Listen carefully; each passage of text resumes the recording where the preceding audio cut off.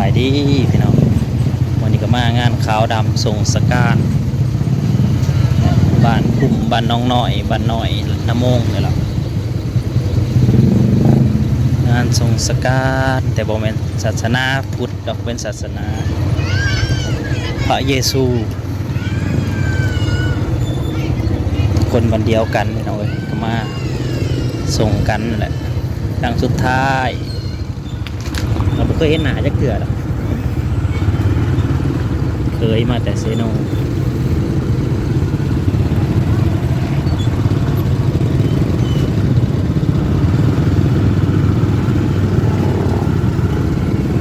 คนบริลายเนาะ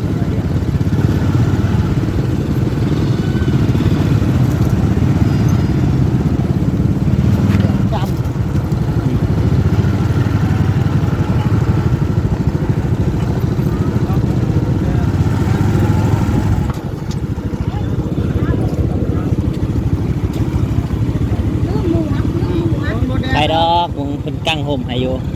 แม่เลย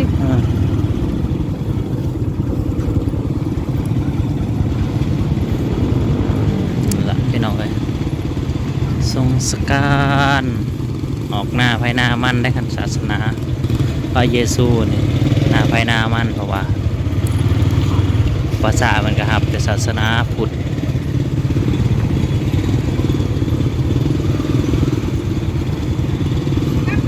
ผู้ย่างในตอนข้ามานี่แล้วเนาะสิเมื่อยรับทงเมื่อสนั่นทงเมื่อแล้ว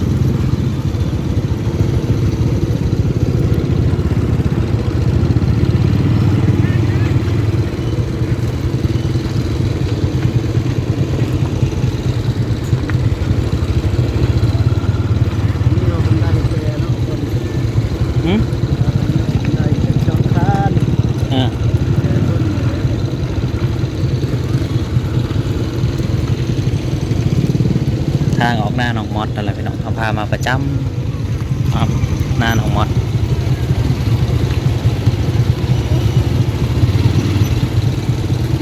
วันยามฝนตกเลยถ้าทางเสร็จนี่เที่ยวยากขนาด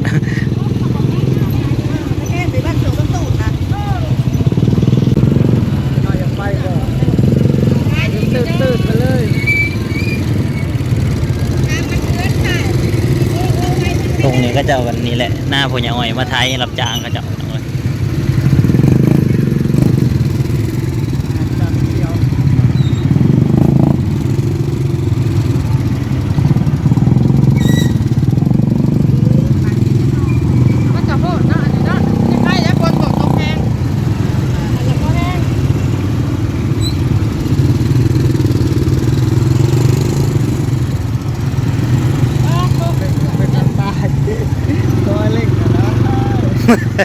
โดดดงๆไว้ติยังกระล่มไหมฮะ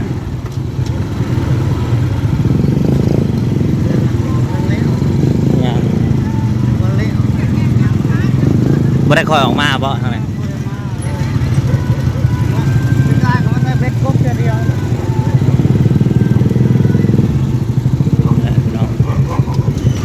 คนกับโบราณคือแบบเป็นสุขสการศาสนาพุทธเลยเป็นเจริญเยอะอันนี้โบราณ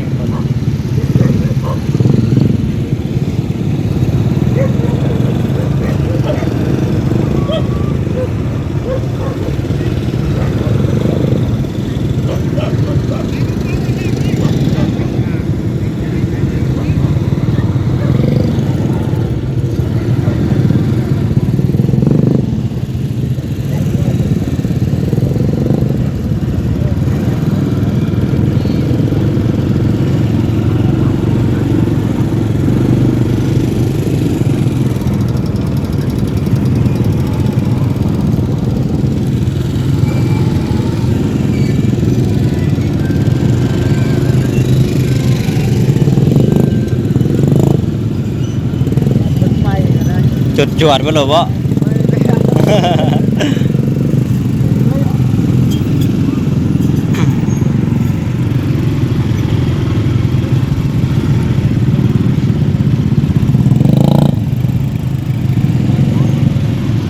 มาหอดแต่พี่น้อง เขาอยู่ที่ก็สุดแล้วมันเดินดูสูบน้ำดู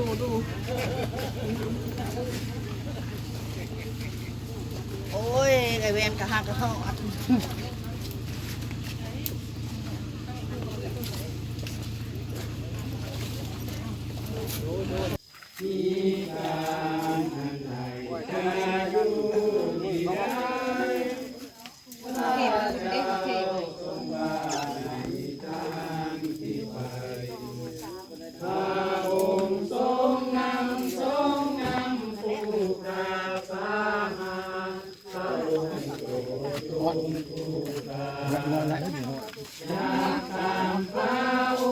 ดูก็สั่งหัวโอ้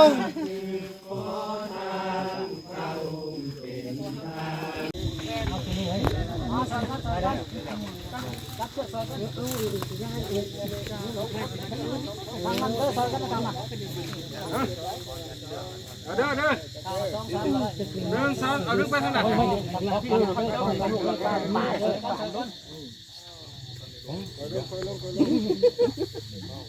ไม่ได้เกิดอีกไม่ได้ตั้งอย่าพูดก็เฉียดมา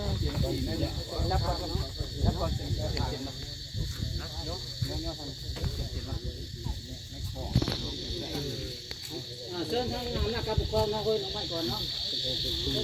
โอ้ยดอกไม้วะ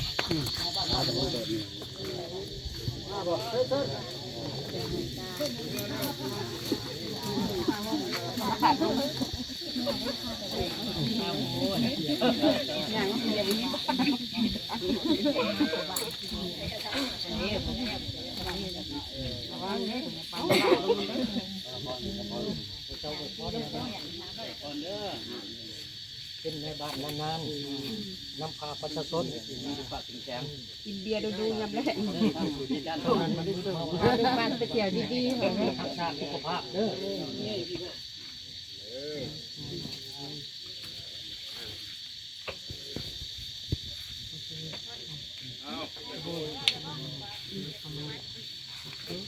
คุยได้จะบอกคุย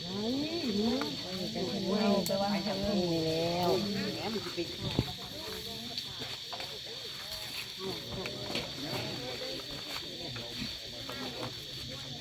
โอ้ยดอกไม้